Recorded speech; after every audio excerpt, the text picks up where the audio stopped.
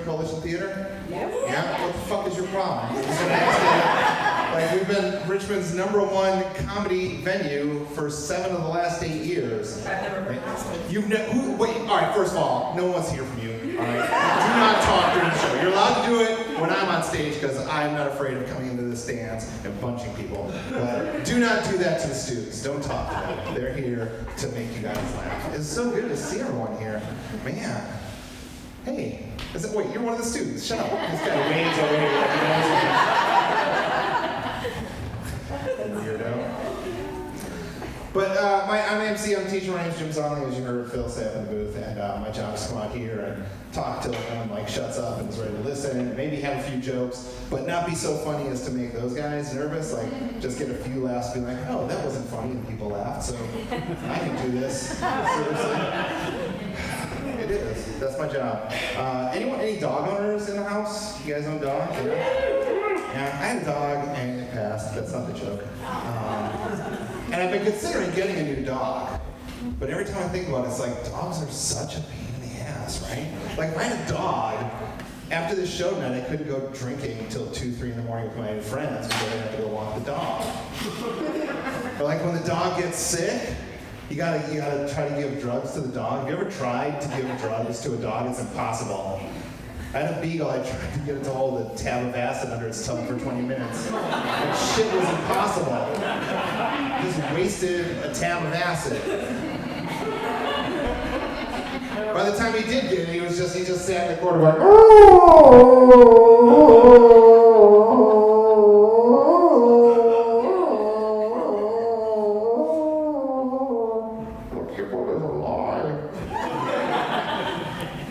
my beagle talks like Bane when he's on acid. So weird. I was born to the kibble, you merely adopted it.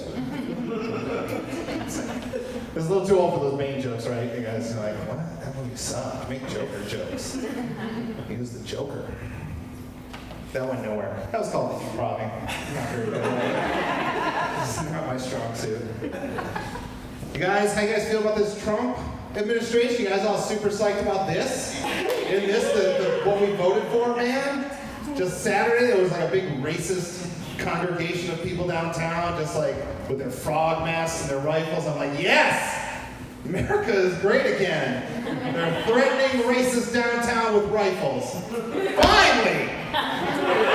Finally, we're living in the America we all want to live in, where people are just afraid to go to public spaces because people have rifles. Thank God we finally reached this point in America where we can just go outside and not just be afraid of like terrorists and stuff. We can just be afraid of our neighbors because they're psychopaths. And now they're emboldened to walk outside with their rifles and tell us that they hate us.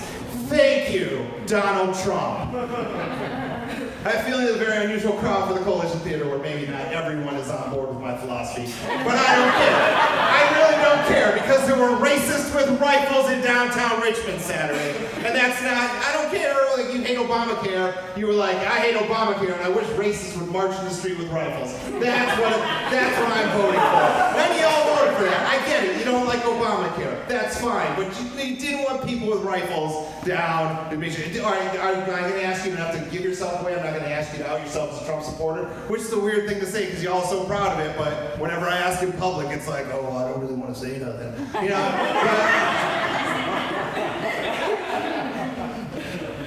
But seriously, is that what you wanted? People marching in the streets with rifles? No. One guy said that. One person clapped. I assume that was a clap because that's not what we wanted. All right. Good, because I don't have to say my thing about what if it was black people marching the streets with rifles. I'd be like, oh, that's different. All right, I've made it weird now. All right, dude. Did you vote for Trump? Did I? No?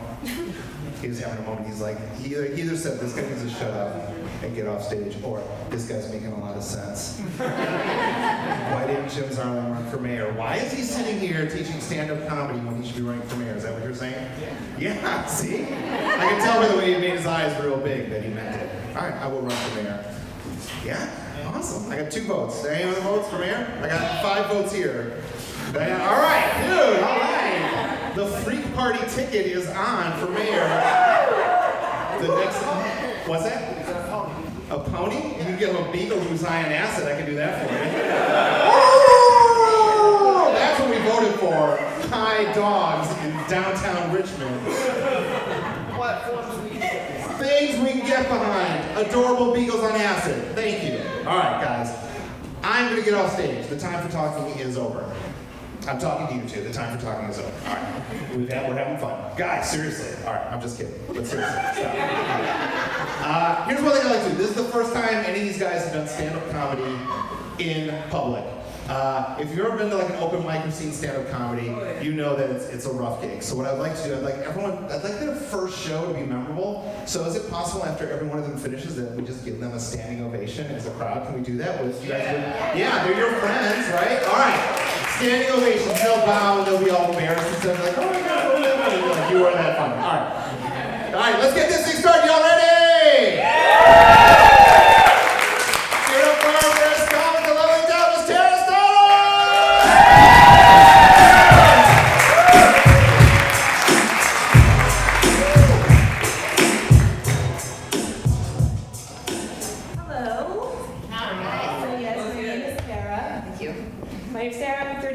I'm divorced and I want to talk about it.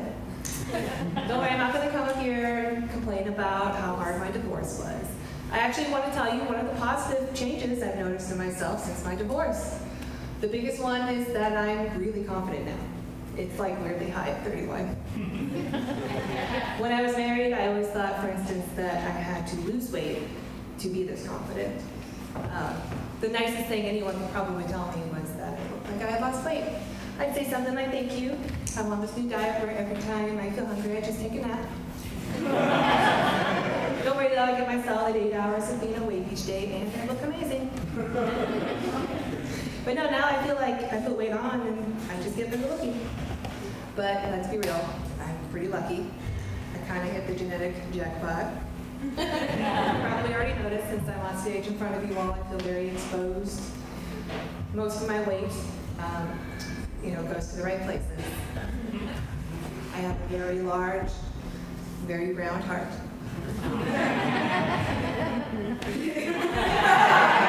Full, very ample brain.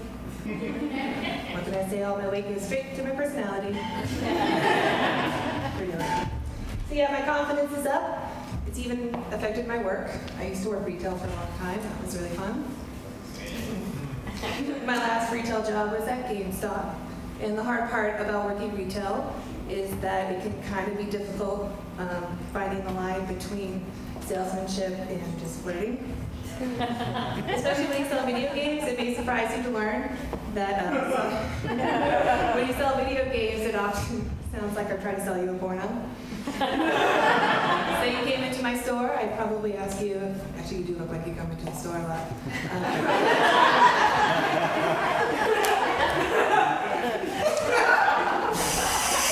So you walked in, I'd probably ask you so. Here's role playing. Do you prefer a first-person perspective? Make it feel like you're really there? Even if you're into the weird shit, we got the Japanese titles over here. It's a little bit too cartoony for me. But yeah, my confidence is up, and I have been flirting a lot. I flirt with every man, all men. Even men who are like way out of my league, like way down here.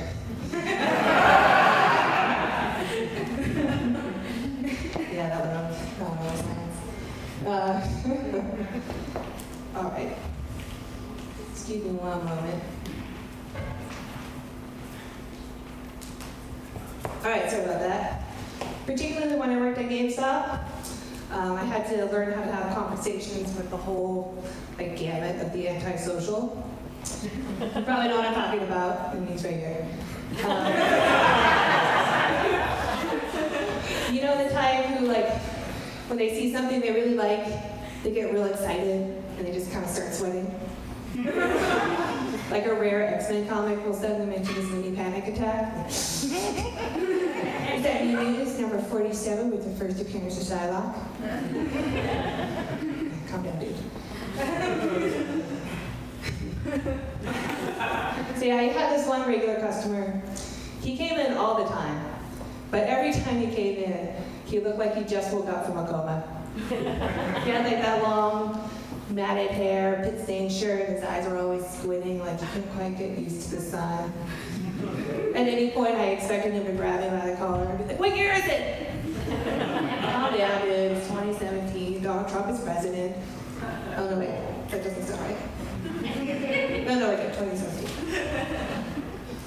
Well, anyway, at one point during one of our conversations, he asked me about my relationship status.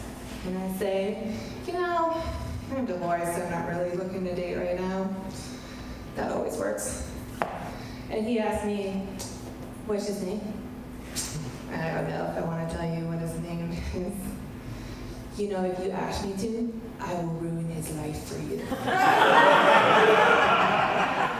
And damn, I don't really know what that meant, but it worked.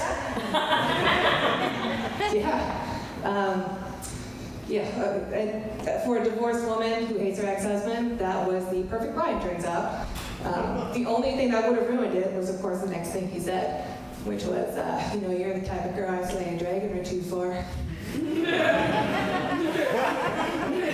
And if only he knew how close he got. Thank you very much, everyone. You've been great.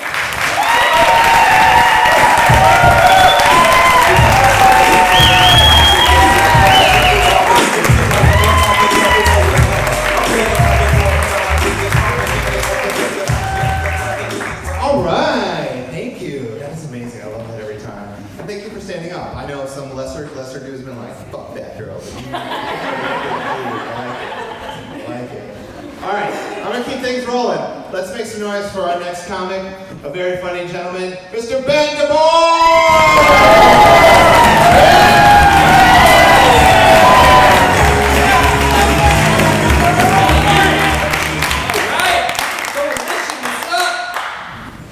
Now, being colorblind's got its pros and its cons. Like pro, I crush Rubik's Cubes, man. Yeah. But con, Guinness Book of World Records won't ever accept my best time, man.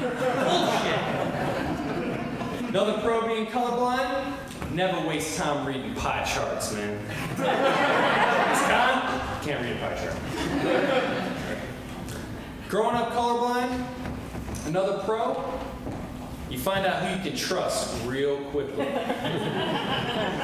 But con, sometimes your trusted friends aren't always around, and you end up eating the lime green freeze pop. Oh, yeah. Gross.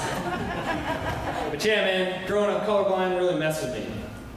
Really messed with me. I was really into the Ninja Turtles. Have we got any Ninja Turtles fans in the house? Yeah! Turtles out! Yeah, man, I love the Turtles. They were my jam. But I couldn't tell them apart. Because all their masks looked the same. They were all named after Renaissance painters, which wasn't exactly my jam as a colorblind child. But I just rolled with it, because when you're a kid, the whole world is full of stuff you don't understand. So I just went with it. Like as adults, we hate looking stupid. So we avoid what we don't understand. Like, did y'all catch the hockey game last night? Yeah. Yeah, just one guy at 60 at the hockey game last night, right? I bet y'all weren't home reading Heidegger or syncing your phones to your computers, neither. But yeah, as a kid, I would just roll with it. And I remember this one particular day where I mixed up the turtles on the playground, right? I'm out on the playground like, Leonardo and his nunchucks are the best! Teenage Mutant Ninja Turtles, Teenage Mutant Ninja Turtles, turtles in a half shell, turtle power.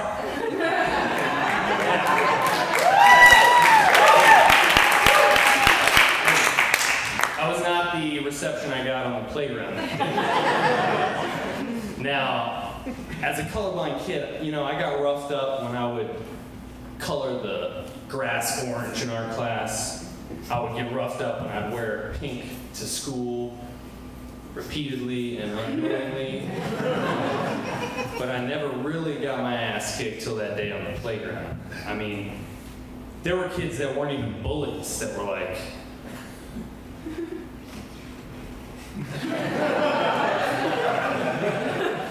yeah, it was So I realized right then I had to come up with another way to identify the different turtles. So I started paying close attention to their character. You know, Leonardo, he was the goody two-shoes. Punk. And then Donatello, something was a little off with him. He was like the Turtles' weird IT guy, you know? And then the live-action movie came out, and he was hitting on Casey Jones, and I was like, and then Raphael, he was like the cynical, know-it-all asshole. And I was like, shit, I'm Raphael. So I started channeling my inner Michelangelo, smoking weed and eating pizza all day. It became much more agreeable. It really worked out for me. Yeah. But yeah, sometimes I like to imagine famous characters are colorblind, go through the same stuff I do. I was watching The Matrix the other day and I thought, what if Neo was colorblind? Morpheus would be like, Neo, you are humanity's last hope for survival. Take the blue pill, wake up in your bed as if nothing happened. Take the red pill, see just how far down the rabbit hole goes. It's like, oh yeah.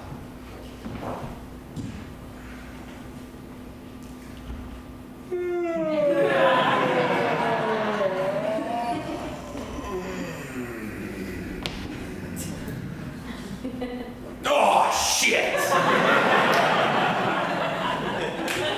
Yeah, but that's not even the worst part about being colorblind. Like, I'm sure you guys have met a colorblind person before. Let me ask you, did you test them?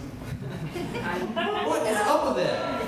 In the world of PC political correctness, it's still okay to just put the colorblind man through the ringer. Like, I'm at this wedding the other day, and this guy, Frank, comes up that I'm colorblind. Frank's like, oh, dude, you're colorblind? What color's the sky? Like, the sky's blue, Frank. And at night, typically transitions to black. He's like, oh, well, what color's the sun? I'm like, really, Frank, that's your follow-up question? Your mom must be real proud. The sun is yellow. He's like, oh, okay. Well, what color's my tie? I'm like, I don't know, Frank. It looks like a distressed Bavarian cream. He's like, oh, shit! You know blue? You know yellow? But you don't know green? Oh, man, that is wild. What happens when you go hiking? You just walk into trees and pick bark out of your teeth all day? Holy shit! And like, I like to fancy myself a compassionate human being, So usually I'm like, oh, he's just interested. I let that roll off. But then Frank says to the table, man, I love coming to weddings. You meet the craziest people just out of the purple. And in my head was just like, punch him, dude. He crossed it. Punch him right now. No thoughts, punch him. But then I was like, out of the purple? Man, I can't punch a Donatello. All right, well, have a good night. Thank you.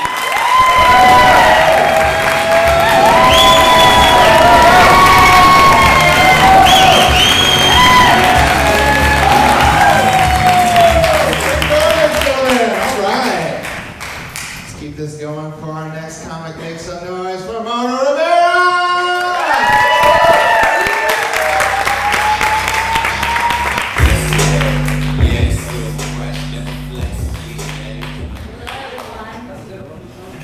I'm Mona, and I'm an immigrant. I'm originally from Indonesia, a country that's not on the Trump ban list. We're never ever going to be on that list because we have Trump Tower back home. We're safe. I'll tell you a little bit about Indonesia, a little bit down about American politics. Our current president is actually elected just because he looks like Obama. It wasn't that good. Everybody knows it. Or they voted him just because he looks like a president of the United States. That's it. And our proudest moment in the internet was the YouTube smoking babies. I don't know if you've seen it. A couple of years ago, there's a video on YouTube showing like a 4 years old smoking cigarette like crazy. Supposedly smoked 40 cigarettes a day. Yeah, we were so proud of him. He's like our Justin Bieber. And I think it was about 2012, there's a research, like a global research, I think they did a TED talk about it too, shows that Indonesian children is actually the happiest children in the world. But that same research also shows they're the dumbest one. That's right. I moved to Richmond about 5 years ago. Been living in downtown since. Love it. I commute to work though. I work in King George, country part of King George. So people there are a little bit more curious about my origin. A lot of questions. Nothing bad. But some are just a little bit interesting than others. So this one lady asked me one time, "Where are you from?" And I was like, "I'm from Indonesia." She got all excited. I said, "Oh my God, I love Chinese food."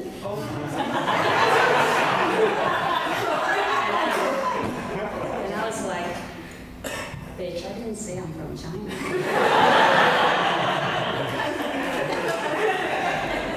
I love Richmond, like I said. I also met my husband here. We used to be neighbors. Although he loved telling everyone that he ordered me online. I love telling strangers, especially Uber driver. You know, in Uber, you felt guilty, you have to make a conversation. Usually people talk about the weather, not him. Usually got in, said, you know, I bought my wife online. One night though, it got a little bit weird when the driver actually said, "Me too." You get mine from Philippines. No. Is that right? It's really, really awkward. We've been married about a little over a year now, so we're still learning. Thank you. Still learning about each other. I learned that he doesn't really trust me yet. He doesn't let me drive his Prius. I was kind of like, it was just a Prius. Well, his response was, he said, "Simply because I'm Asian and I'm driving." And I noticed that too. Back home, when I'm driving, people are happy. You know, they wave at me. They're happy I'm there. I notice I'm here, a lot of hatred toward me on the road. I don't know why. When I'm driving, people seem to hate me. So, I don't know. I also learned my husband doesn't really believe in me yet. He doesn't believe me when I said I could really beat the shit out of him. Or anybody for that matter. Because you see, back home, growing up, it's like that reality shows Naked and Afraid every day. Like the Survivor show, that's like our summer camp. You were raised to know how to survive and how to fight. If you're hungry, go climb a tree, get food. You have to fight somebody for it. Sometimes to death. But my husband and I are kind of very different, you know, assuming because we come from different culture. So we express things very different too. So when we were still dating, when things got serious, I noticed he started farting around me very frequently and very consistently. So I asked him, I said, "What was that about?" Oh, he said, like, "Oh no, that's just how I show love." I was simply just marking my territory, so everyone knows that you're mine. And I was a little bit confused, because back home, I don't think farting meant love. So usually when people fart around you, just possibly that person was shitting next. Possibly is shitting right at that moment. That sculptor, I just have to make it work. Even when I kind of like him. So I just kind of trained myself to appreciate it. So after a couple of months, a lot of hard work, now, when I hear him fart, get that little warm, fuzzy feeling. Just tell him, I love you too, honey.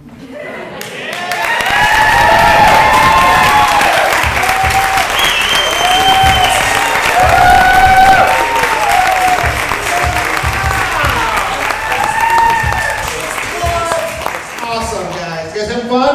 Fine. Hey, I just want you guys to know that we do shows here every Thursday, Friday, Saturday, and Sunday night.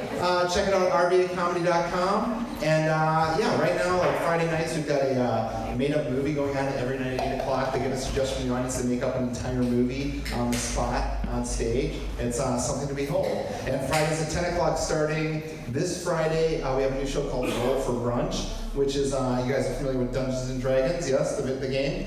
It's Dungeons & Dragons, but applied to the city of Richmond. And there are adventurers who are going throughout their city, apparently trying to get to brunch, if my understanding is correct. It's very funny. We've done it before. It's a blast. So coming out, check that out, rbacomedy.com. Yeah, no, just walk in front of me, Ben. We're filming this for my special, and I got your stupid head in the middle of here. Yeah, 2 beers? Who sold him 2 beers?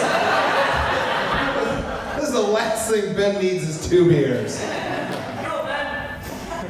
You're out of here. Whoever, get out of here. He's colorblind. He doesn't even know what he's drinking. All right, let's make some noise for the next comics, guys. Very funny, Mr. Dave Marcinian!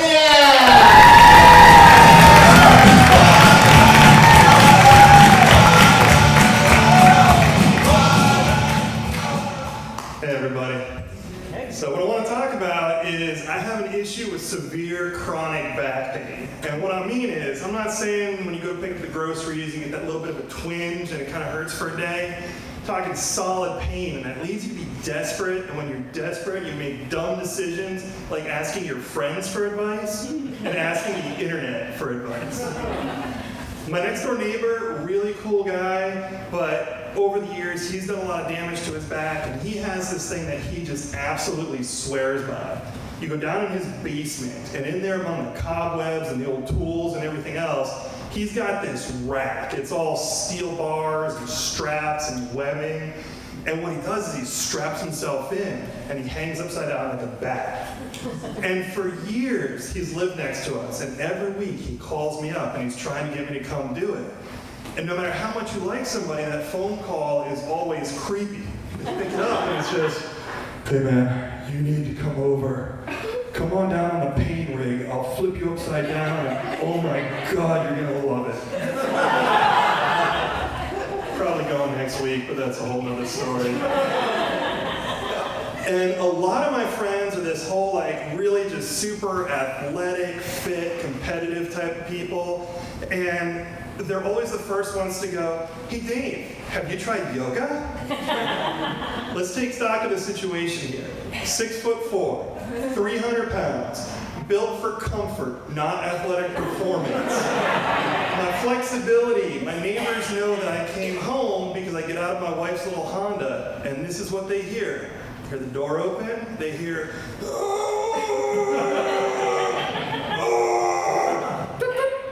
and that's how they know I'm home. But I said, okay, fine, let's do this yoga class thing. I went, and if you haven't gone to a yoga class, at least go once because it is an amazing thing to see. Beautiful people, fit, gorgeous men and women, tight clothes, muscles rippling, doing just amazing things that you did not know could be done outside of a porn movie. And then I'm admiring all this and trying to do what the instructor says, and God help me, I get a glimpse of myself in the mirror. And I go, holy shit. I look like a sweaty manatee out of water trying to fuck the hardwood floor.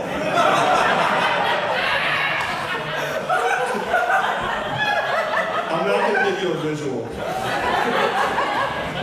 And so then, the worst part about it is then you've got the instructor who just, super chipper, happy, granola kind of person who's coming up and just wants to make sure that you've got it right.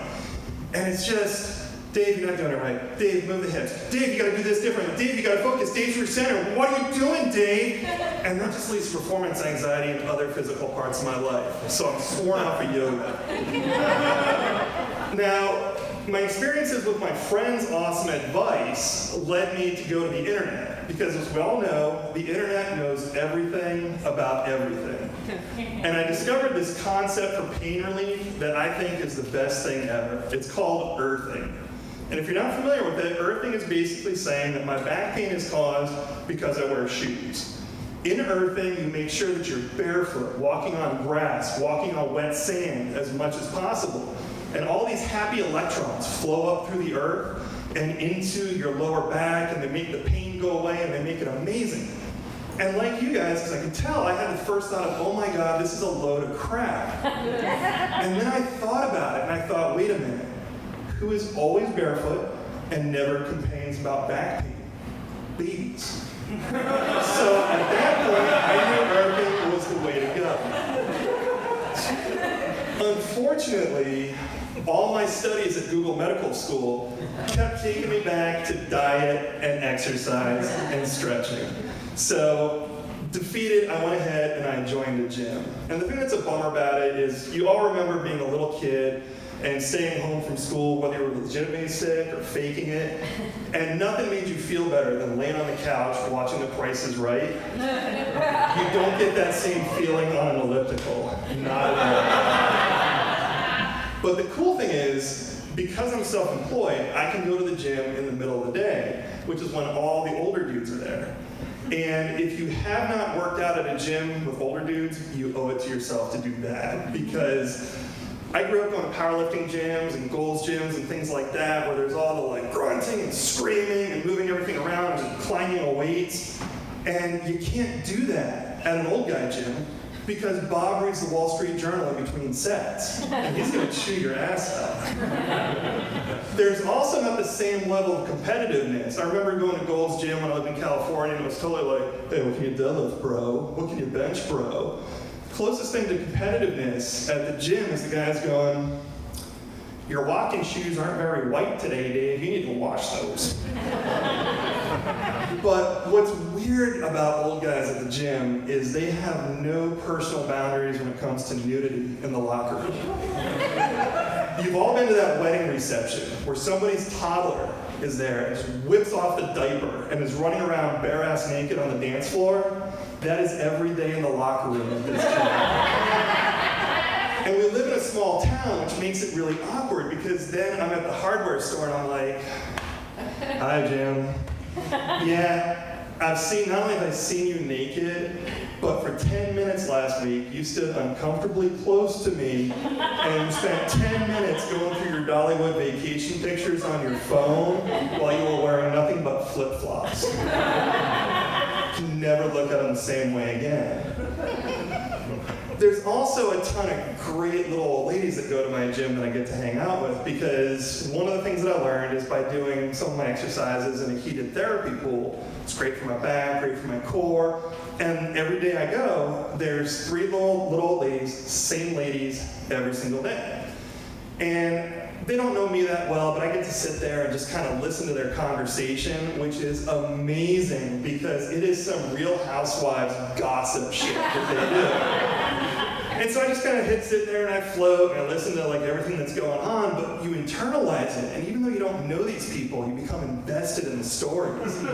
So I'm at the library the other day, and I hear the door open and close, and I hear somebody go, oh, hi, Madge! And it was everything I could do not to go, Madge, you bitch, you got some nerve showing up here after what you did to Larry.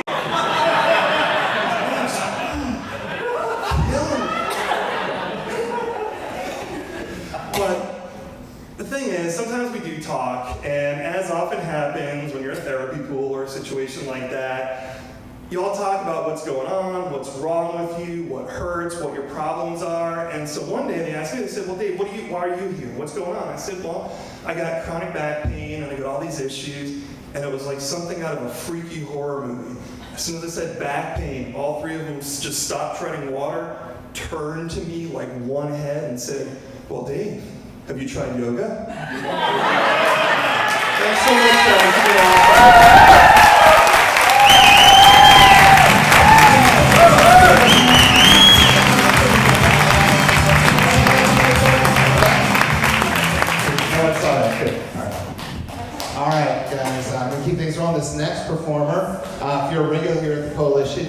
seen her work in the bar or the door. She's one of our regular interns here.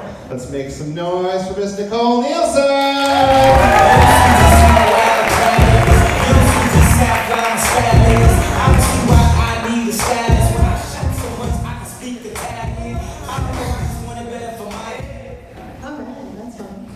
Hi, I'm Nicole, and I am fertilely challenged. For those of you that don't know what that means, I have a hard time making the babies. But don't feel too bad, because I get to eat cake for dinner and sleep in on Saturdays. Living the dream. So the weird thing about being fertilely challenged is that you have to plan out your sex life, like a lot. Yep, we're going there. So one of the things that I have to do is I have to pee on these fertility monitor sticks. And if you need any, Clear Blue is the best brand. The best. And, yeah, she knows. She knows. It has 3 symbols. The first is an open circle, which means not today. It's not time. It's not time yet. Then there's the flashing smiley face, which is like, oh, you're so close, almost. Get ready. Then there's the solid smiley face, which is, girl, it's business time. Right? So now, you gotta talk to your husband about this a little bit, and I've tried to explain to him, that I only do this once a month, it's really not that big a deal, but he, over the last 5 years, he's developed a Pavlovian response to me going to the bathroom. You see where I'm going, right? So now, every time I go to the bathroom, he's standing outside butt naked, right? And it gets really awkward, especially when we're at church. We just don't like it there. The other thing that I have to do when you're checking your fertility is I have to check my cervical mucus. Yeah, ladies. Gotta check that cervical mucus. Now, you just take your finger, if you've never done this, we're doing a demonstration here, and you stick it inside your vagina and pull it out, and you just check it like this. Right? You just look at it like this. Now, it should be about the consistency of snot, but like clear, or if you've ever stepped in gum on a hot day and pulled your shoe up, it should be like that. That's how you know you're ready, right? So, that's when things get real romantic. I get to call my husband, and I go, hey baby, I got a solid smiley face today, and my cervical mucus is perfect. And if you thought he got naked fast before, nothing like this. Now, when you can only have sex once a month, it only happens once a month, that ovulation. When you only have sex once a month, you also have to plan out like your vacationing. And if you're going to visit your family, it gets real awkward. It's pretty great. Because you have to be like, hey mom, so we need the room with the door that locks, and if you guys could just not be around from like 7 to 8, that would be fantastic. Now, moms being moms, they have follow-up questions. Why do you need the door with the lock on it? And why do you need us to leave? Well, Mom, you know those grandchildren you want? Yeah, we're going to try and make one of those tonight. Plus, my husband's a screamer. It gets real weird.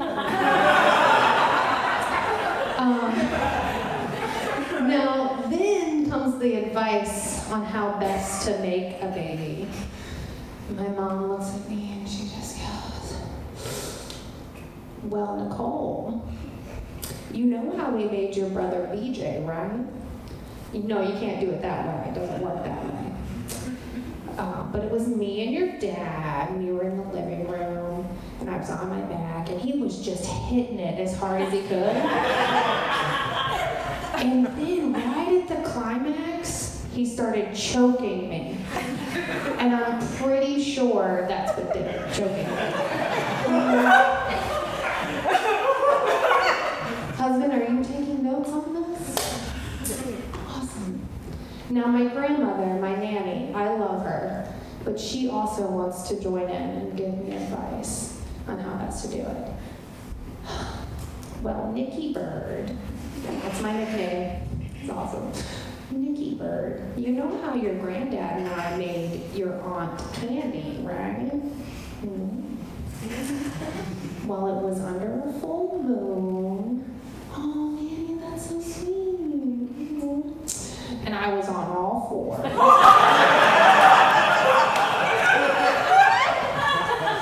No, I can't do that anymore because I got a bad hip. But you're young. You can do that. And he was just banging it from behind.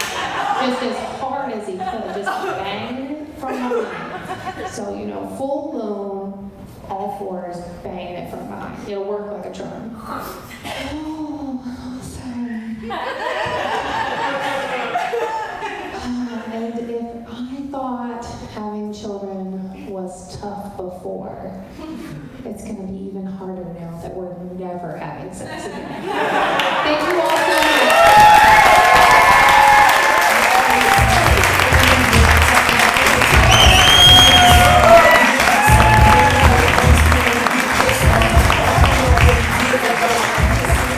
Oh, she's so wonderful.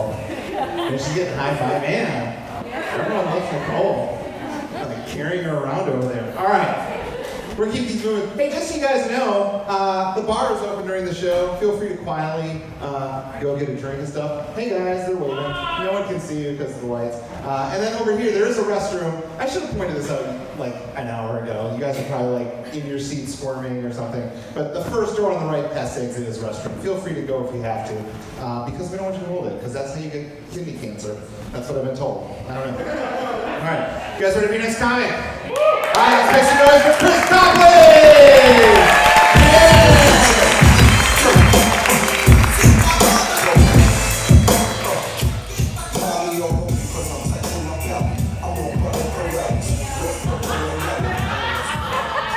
Just making sure there's no cervical mucus on the microphone.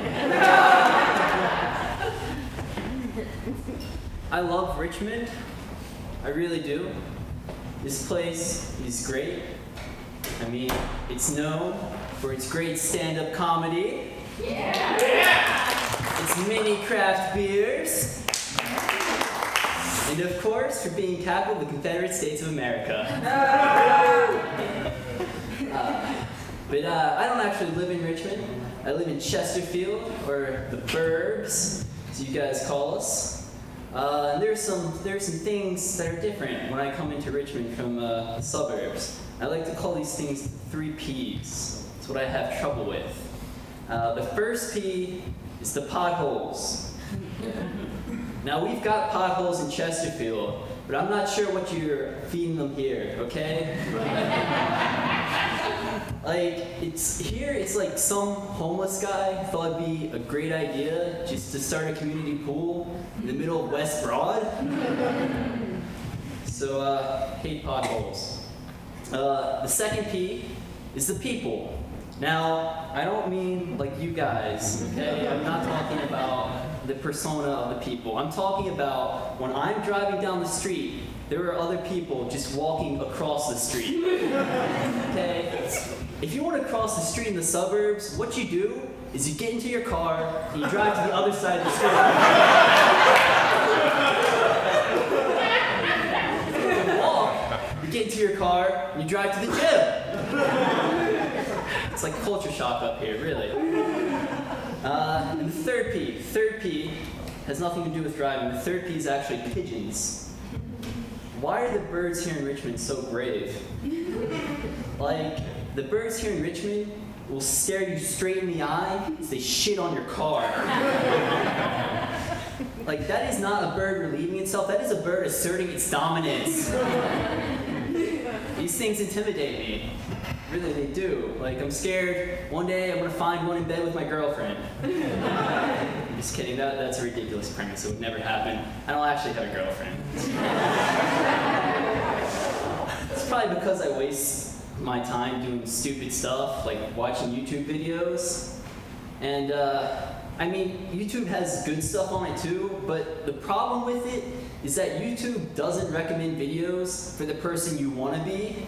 It recommends videos for the person you are. So on my homepage, I get to choose between a 20-minute epic fail compilation, some Indonesian kid smoking a cigarette, and 2 chicks fighting in a Wendy's parking lot. Guys, my grandfather fought in the war. My dad was the first to graduate in his family with a college degree, and my mom is an engineer. Anyways, I was watching these 2 chicks fighting, and I knew one of them was about to get the shit kicked out of them because the title of the video was Penny Gets the Shit Kicked Out of Her. At this point, I didn't know if Penny was the chick with the reach advantage or the obvious weight advantage. However, it soon became apparent at this level of fighting, the reach advantage doesn't mean shit. It is all about momentum. So I was watching this girl just pounding on Penny. And I was getting really worried for Penny here. I was like, Penny, what's going on? Like, if these were 2 dudes fighting, this would have been over 20 minutes ago, okay? Because with 2 dudes, like, the guy learns his lesson, everybody moves on. But for some reason, chicks are totally fine with just watching one of their friends die at the hands of another woman. Luckily, someone did eventually come to rescue Penny, though. And for that, I think we can all be grateful, because a penny saved is a penny earned. Thank you.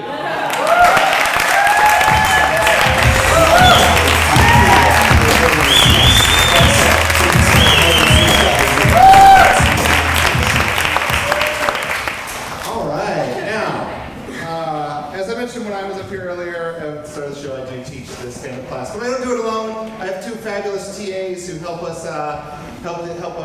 these students craft their stand-up material, and they also will be doing some time tonight. And here is our first teaching assistant.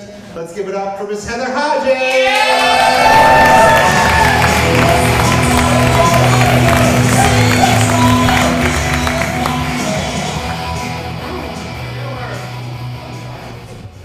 I know you too. Thank you, fans. Whoever that was. Hi, everybody. I'm Heather Hodges, and it sucks having a popular name. Because you go to set up your website, and you find out that heatherhodges.com is already taken by some evangelical mother of 2 in Dallas, Texas, who uses it to push her mediocre Jesus art. And then you Google yourself, and you find out Heather Hodges is the ex-ambassador to Ecuador, who was expelled from the country for crimes against the state. And then you think, maybe I should be more specific. So you Google Heather Hodges, Virginia. And you find out Heather Hodges, Virginia was murdered in 2012. And her friends can't even build a memorial for her because apparently Rocky Mount doesn't believe in building monuments to convicted felons. So I've decided to go with notthatheatherhodges.com. Because I'm not the evangelical mother of 2. I'm not the Heather Hodges who caused the international incident. I'm not the Heather Hodges who was murdered in Virginia. I'm not even the Heather Hodges who was murdered in Colorado, inspiring a Fatal Attraction-themed episode of Dateline. I'm not even the Heather Hodges who tried to frame her boyfriend's teenage son by planting a gun in his backpack. And I'm not the Heather Hodges who came in 4th runner-up in Miss Texas 2006. Not that Heather Hodges.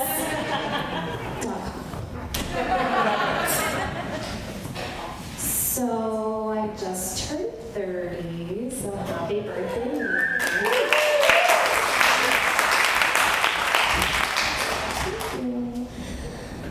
I just turned 30, which means I've finally reached the point in my life where I feel comfortable lying about my age.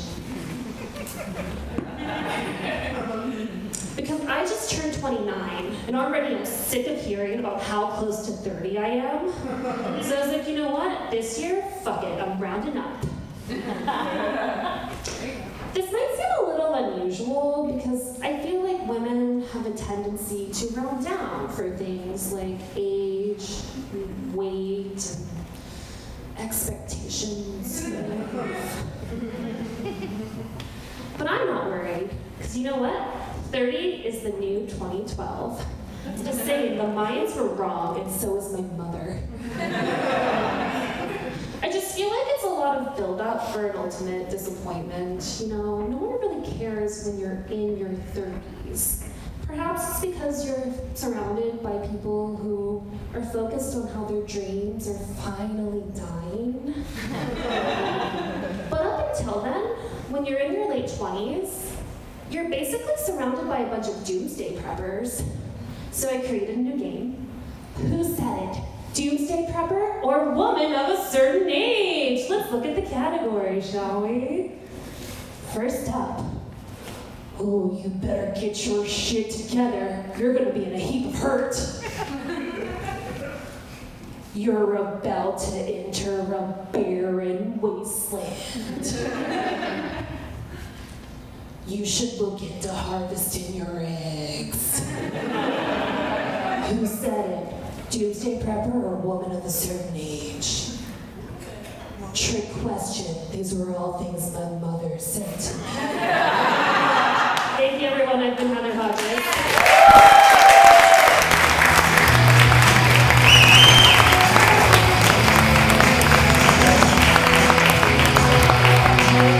Heather Hodges, ladies and gentlemen. All right. You guys still having fun, right? You guys look at this and be like, man, I'd love to do that. I'd love to be awesome like my friends. Well, you can be awesome like your friends because we have classes starting up next month. Or probably later this month. Somewhere. You know what? Instead of listening to me, why don't you just go to rvacomedy.com and see when the classes start and then sign up for it. We got 4 levels of improv, we got sketch, we have stand-up. Stand-up's not happening this next session because I deserve time off too. You know, hey, I deserve some time off too. Ben, goddamn it, Ben, stop talking to me. Seriously. Ben's friends here, give her to Ben. Yeah. All right. Oh, I get a feeling you guys are exasperated by him as I am. Fucking Ben. Gee, you get that a lot, Ben? Just Yeah. okay, here's Ben. Bored.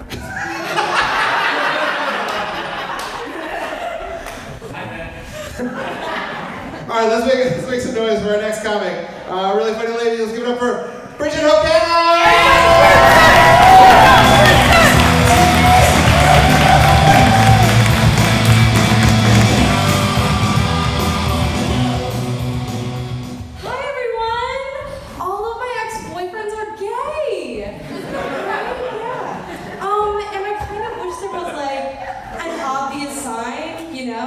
Like a t-shirt that had a rainbow on it, or like 2 guys riding a unicorn over a rainbow, or just a t-shirt that said I'm gay. That would have been great, just like something a little obvious. And there were subtle signs, like we would go out to a restaurant and he mentioned that the waiter's ass was like a 10.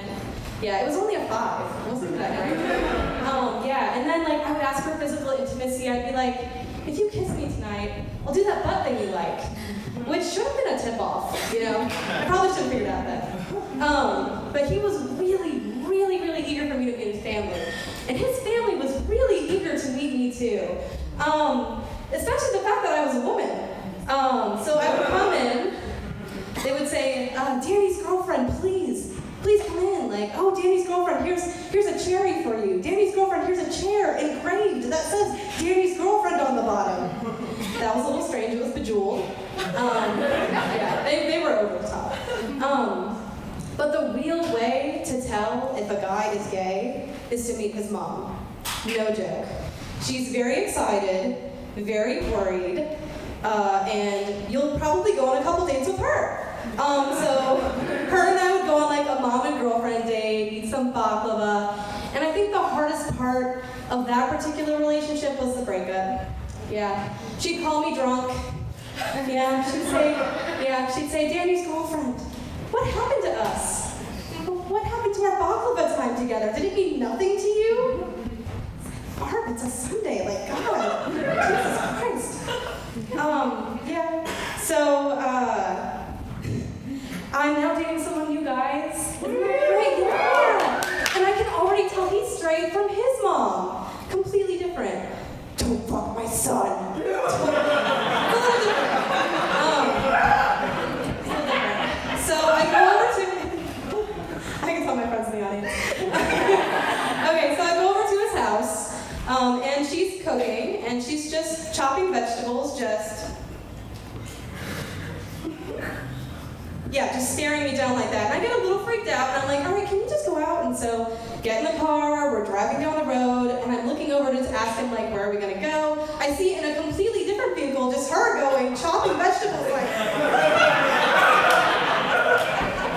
holy shit, how is that possible? Okay, so I'm like, all right, I'm gonna end the night, I'm gonna drive him home, I'm about to kiss him, I look in the rearview mirror, and I see her just chopping vegetables. Guys, sometimes late at night when I'm alone, I get a random text message with 3 knife emojis and 3 carrot emojis. I think I have a feeling I know who it is.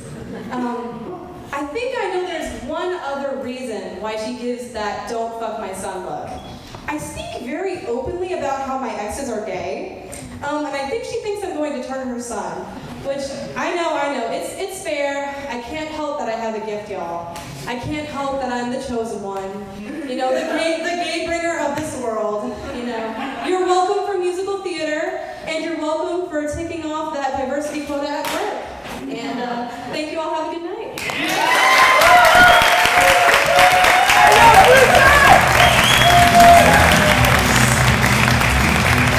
All right, Richmond family, ladies and gentlemen.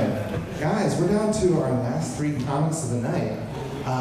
Let's make some noise for this next guy. Let's make a ton of noise for this next guy, because I think everyone who took the class would want you to make a ton of noise for him. Let's make some noise for Sizemore!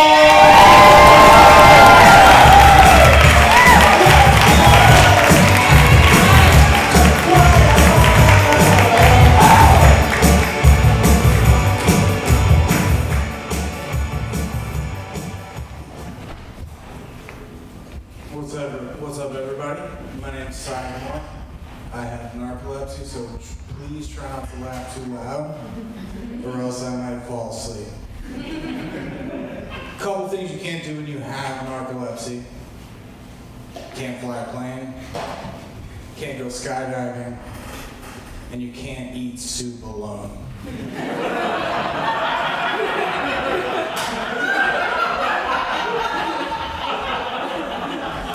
So family life is tough.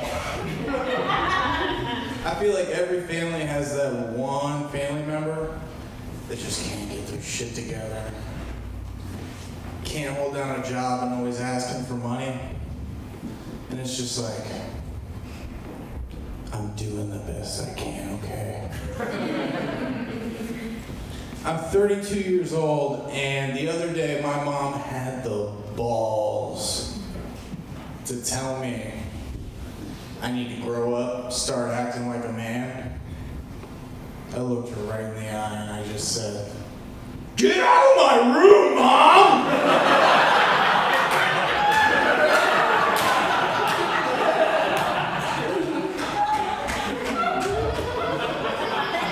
So I feel like a weird thing happens when you're growing up. When you're young, you feel like your parents are superheroes. Like they're invincible, nothing bad can happen to them. And then one day you just realize they're regular ass people. Like one day you realize the only difference between them and everyone else is they didn't use a condom. Another really weird thing growing up, and I feel like most of the men in the crowd can appreciate this one, is that day that you and your old man realize that you can beat him in a fight. Growing up, my friend Justin, he was the #1 wrestler 3 times in a row, all state. He kicked his dad's ass at 12. 12. Can you imagine that? I can't because I was there. His whole family was there, in fact, and his dad was in the front yard drinking a beer, yelling some shit at him, and he just got down to a wrestler crouch, got up to a full sprint, double-legged him, picked him up over his shoulder, and boom, slammed him into the ground. Now, 3 distinct noises happened after this. You hear the old man hitting the ground. You hear the air just get knocked out of his chest. And then you hear.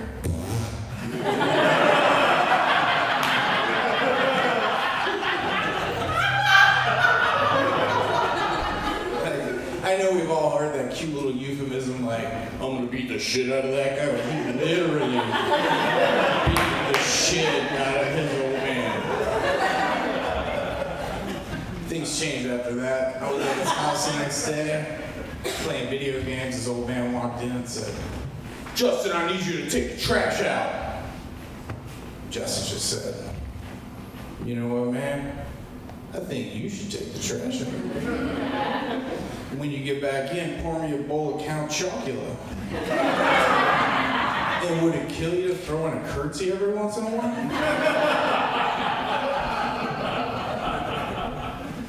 Now 12, that's pretty young. That's pretty young to be a girl, man. But I could do it even younger. I knew I could take my old man at 10, probably because he was in a wheelchair.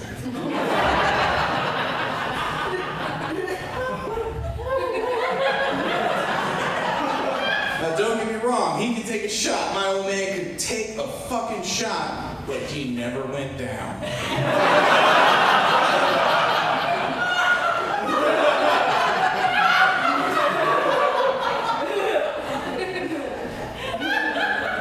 So growing up with your dad in a wheelchair, it's not as bad as you would think.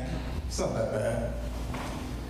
However, growing up with your dad in a wheelchair who loves to do projects and refuses to hire a handyman is a fucking tragedy.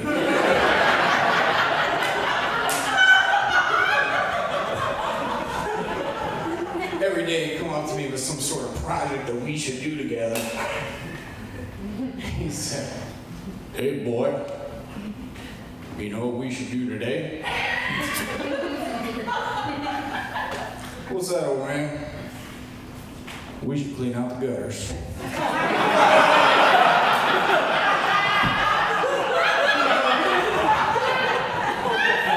Dad, you know damn well that I'll be up on the roof scooping out the gutters while you're rolling around on the deck smoking pot, shouting up to me the finer points of gutter maintenance.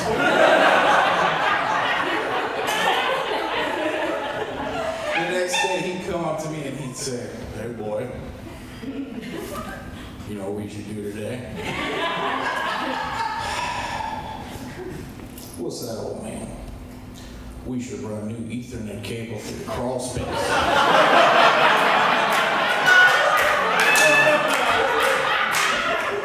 I just say, hey, old man, you know it's called a crawl space for a reason, right? And he just responded, you know I had a son for a reason, right?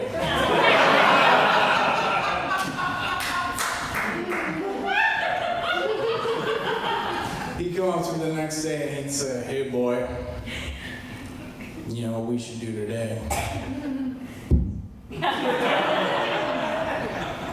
What's that, old man? We should clean out the attic. You know what, old man, I think you're right. In fact, me and Mom cleaned out the attic a week ago, and just so you know, we think it looks great.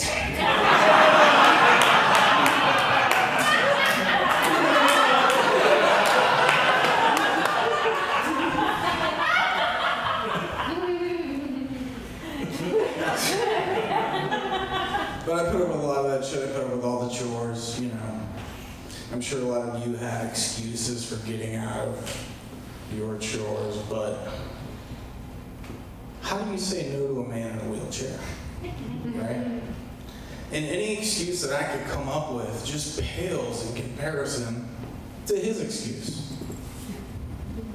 I'd say things like, hey, I can't cut the grass today. I've got way too much homework, I've got 2 tests tomorrow, and I've got a paper due, and I'm really stressed out. And he'd just cut it and say, don't worry. I know what it's like to be stressed out. I know what you're going through. Man, that's tough.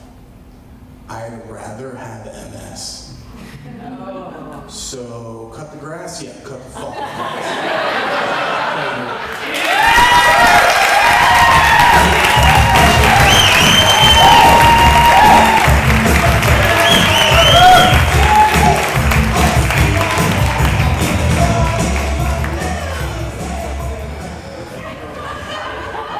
There's one dude in every class who's like, I'm like right before the show's like, I'm not gonna do this. I'm not gonna do this. I'm forgetting everything. This is not gonna be funny. And then he comes out. That was Sizemore. Literally 10 minutes before the show, he's like, is it too late for me to back out? Thank you. Wait, no, it's not. Yes, it was too late to back out. He's not gonna back out. I think. Must be related to Sizemore. That's all I can say. All right, next up is our second TA of the night. This is a very talented comedian, and she runs a show at Crossroads Coffee down south of the river on the last Thursday of every month. Damn is right. It's a great show. Put some noise together. Put some noise together? I think let's make some noise. Put your hands together for Sarah Ahmed.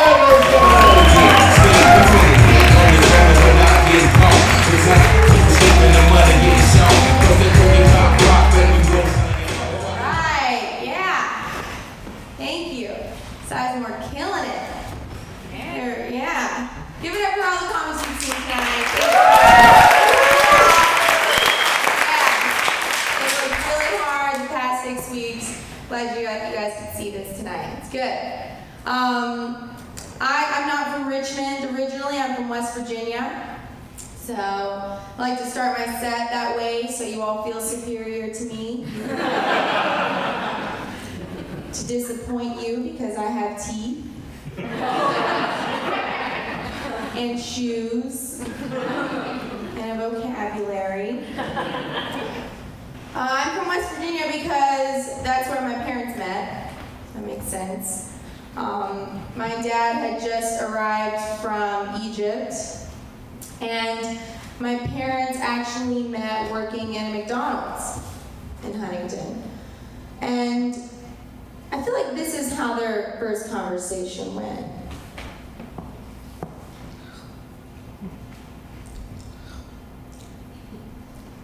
Hey, Muhammad. You want to share these French fries with me? Yes, Melissa Jane. I would like a green card. That would be very nice.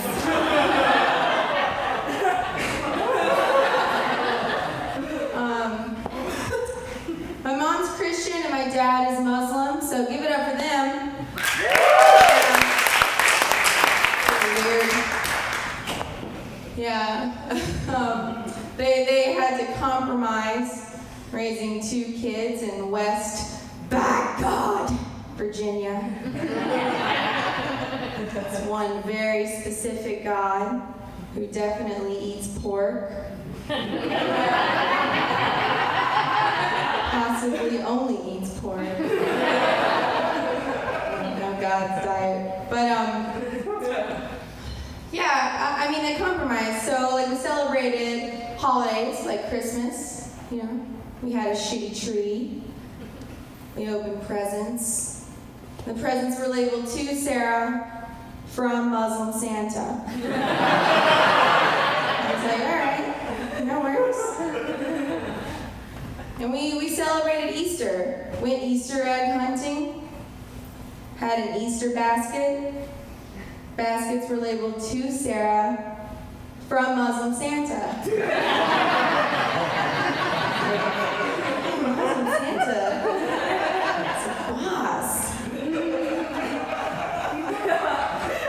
And when I saw the Easter bunny, I was like, hey, fuck you, Easter bunny. You don't do shit for me. Muslim Santa's working all year. And it takes him like 4 hours to get through customs, so. What's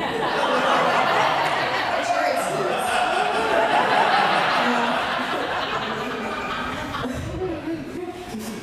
Half Egyptian, and I wish I had like more traditions passed down to me. I mean, there's a couple like guilting people into eating.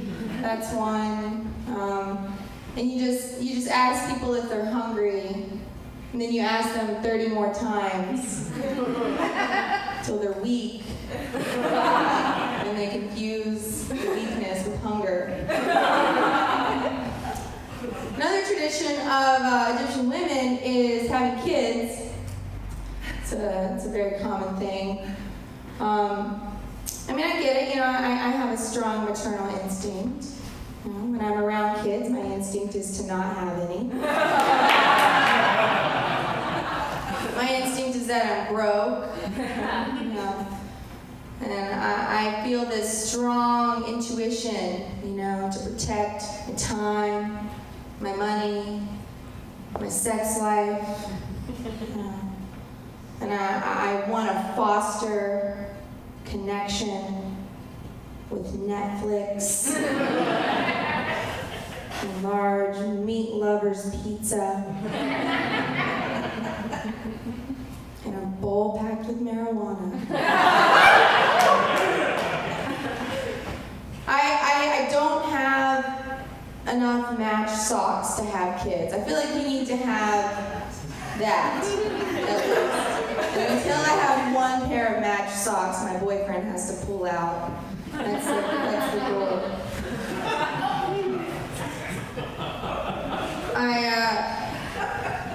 I'm not an angry feminist, because I'm lazy.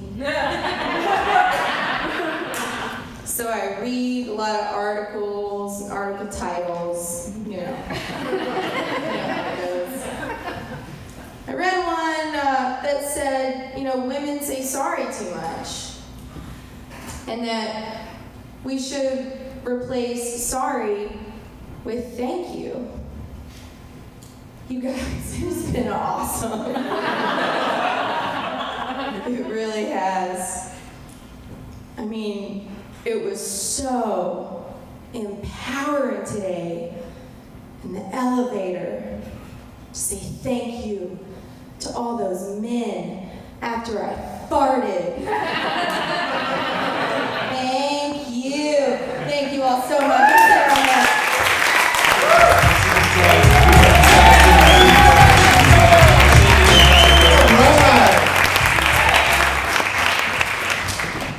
Guys, we've made it to the end of our journey. Our last comic is coming up. Aw, I know, but don't worry. There's more funny out there. You guys can now leave this building and take humor to other places. Just go do your stand-up wherever, you know? So a few announcements. Like we said, there are classes coming up at the end of this month. rvacomedy.com. We have shows Thursday, Friday, Saturday, and Sunday. Check it out. And after the show, if you were a student in this show, if you could please just gather on stage real quick. I know you want to say hi to your friends. You guys want to pal around. That's cool, but we'd like to get a picture of all the classes just to put on our website. Be like, look at these funny people. Yeah, thank you. Thank you. And before you talk to your friends, you should be like, Jennifer, thanks, man, you changed my life. Because I know I changed your life, but I'd like to hear it from you guys, too. All right, you guys ready for your last comment of the night? Expect from Lee Davis!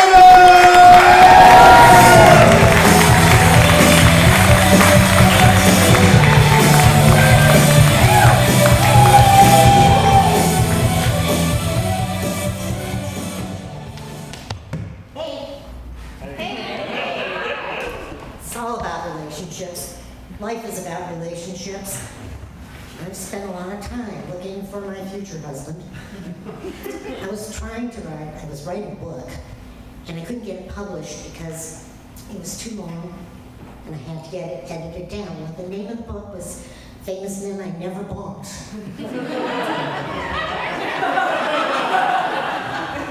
I figured I could combine my editing the book with my search for a future husband. So that's what I did. Now, I did find a significant other as an SO significant other. Went on for 5 years.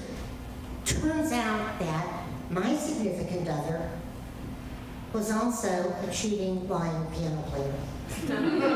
I explain this so that you understand why I refer to him one of two ways: as a future husband impersonator,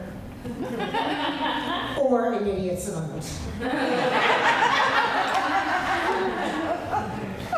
Moving right along, my next relationship was an insignificant other. And that went on for a number of years too. Not really traumatic. He was a day person. I'm nocturnal. We just never could agree on a time of day that fit both of us. I was done. I was also cured of wanting a future husband, although I remain interested to this day in living in sin.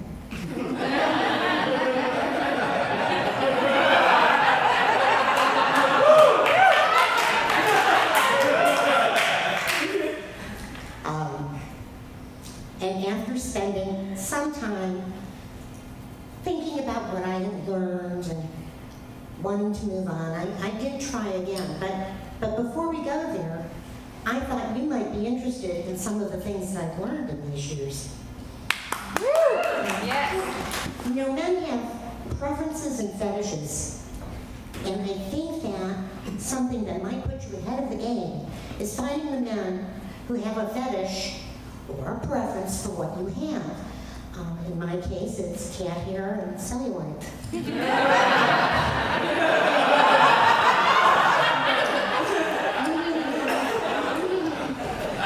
I learned a lot about getting and giving information. You just really shouldn't ask questions that you don't want the answer to. It can be devastating.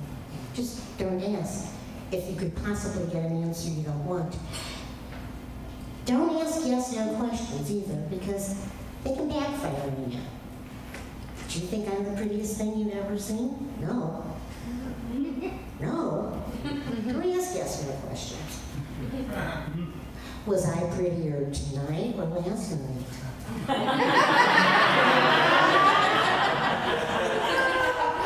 That is your alternative of choice. It can work for a number of things. Would you like to get engaged this week or next week together? If you love a man, do not be the first to say I love you. You're killing the challenge right away. No challenge. So don't do it. If you find that you're just compelled with emotion to say something, say, I like your tie.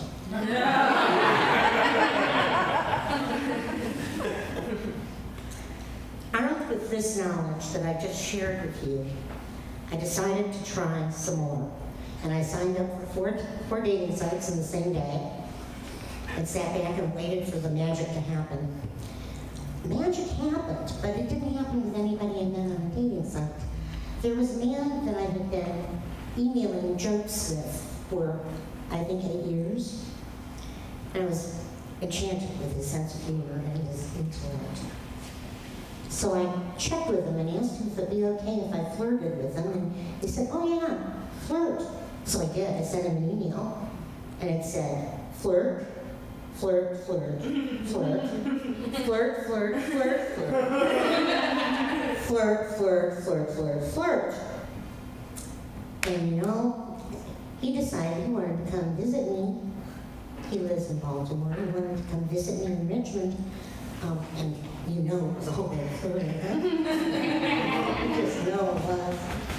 I happened to ask him before he came what was more important to him, cooking or sex. And he said sex. That was okay with me. And the day he was supposed to arrive, I get a phone call from him, and he's fallen. And he's hurt his back badly. He says, but I'm still coming. I promise I would be there. And I was thinking, oh, sex. Thank you.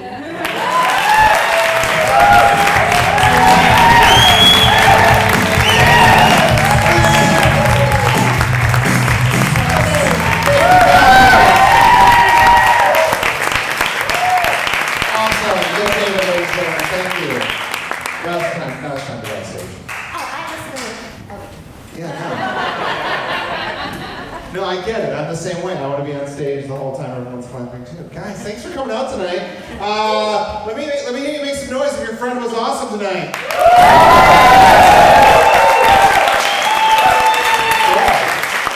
If you're friends with Sizemore Ben, just give him a real hard punch on the arm for me. Just for whatever, right?